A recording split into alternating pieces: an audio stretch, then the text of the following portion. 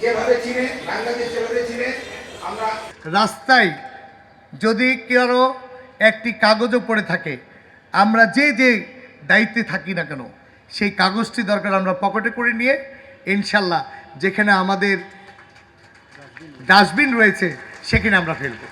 আসুন আমরা এই রাজশাহী নগরীকে সুন্দর নগরী, সুখী নগরী, সবুজ নগরী, পরিষ্কার পরিচ্ছন্ন নগরী গড়ে তুলি। আমরা কিন্তু চাইলেই সব কিছু করতে পারি না। আমাদের এই সীমিত, আমাদের কষ্টে বুক ফেটে যায়, কিন্তু চাইলেই কিন্তু সম্পদ যেহেতু সীমিত, আমরা চাইলেই কিন্তু সেটি করতে পারি না।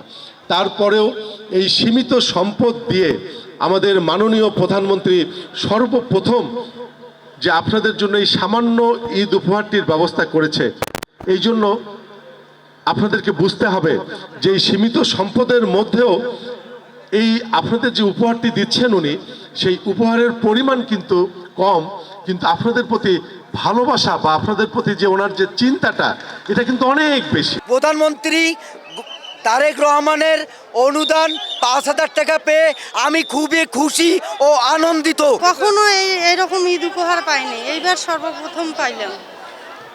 তারেক রহমান আমাদের সরকারকে অনেক অনেক ধন্যবাদ।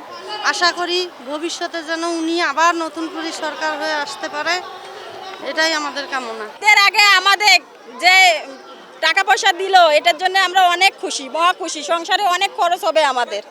সবাই হাততালি দেই। এই যে উপহার পাচ্ছেন আসবেন মোসাম্মদ আদুরি বেগম পিতা,